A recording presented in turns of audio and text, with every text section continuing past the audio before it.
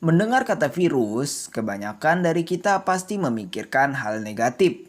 Meskipun virus identik dengan hal negatif seperti penyebab penyakit, tetapi peran virus dalam kehidupan dapat juga menguntungkan. Berikut adalah beberapa contoh peran virus dalam kehidupan sehari-hari yang dapat menguntungkan. Pertama, yaitu produksi vaksin. Sejak zaman dulu, virus sebenarnya telah membantu manusia untuk melawan penyakit. Pertanyaannya, bagaimana caranya melawan penyakit dengan agen penyebab penyakit? Tentu saja dengan vaksin. Kita semua mungkin pernah menerima vaksin waktu masih kecil. Vaksin seperti vaksin polio, campak, dan cacar sebenarnya adalah virus yang telah mati atau dilemahkan yang kemudian disuntikan ke dalam tubuh kita. Kedua, yaitu sebagai viroterapi. Tidak hanya sebagai bahan untuk produksi vaksin, ilmuwan juga menemukan cara untuk melakukan pengendalian terhadap kanker menggunakan yang namanya virus. Cell killing effect pada virus digunakan untuk viroterapi yang akan membunuh sel kanker dalam tubuh. Peran virus yang ketiga yaitu sebagai produksi antitoksin dan insulin. Virus juga digunakan dalam pembuatan antitoksin dengan menggabungkan DNA virus dan gen yang bersifat menguntungkan. Virus juga dipakai sebagai bahan pembuatan insulin loh. Virus penyebab kanker dicangkok dengan gen penghasil insulin yang dimasukkan ke bakteri.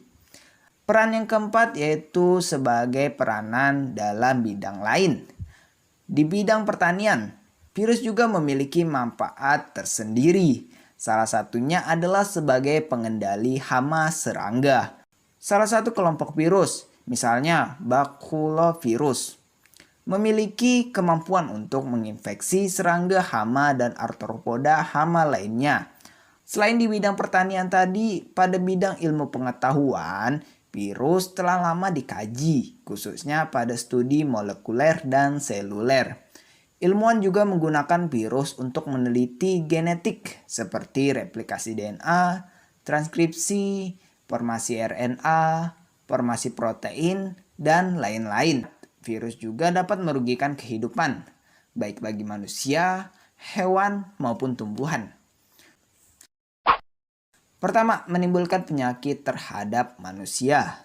Beberapa penyakit yang disebabkan oleh virus terhadap manusia adalah sebagai berikut, yaitu terdapat influenza yang menyerang saluran pernapasan, gondok, yaitu pembengkakan pada kelenjar parotis, kemudian polio yang menyerang saraf, terutama sistem gerak sehingga dapat menyebabkan kelumpuhan, kemudian campak, yaitu penyakit gatal-gatal pada kulit, kemudian cacar, yang merupakan penyakit kulit juga tapi berupa bisul dan berair.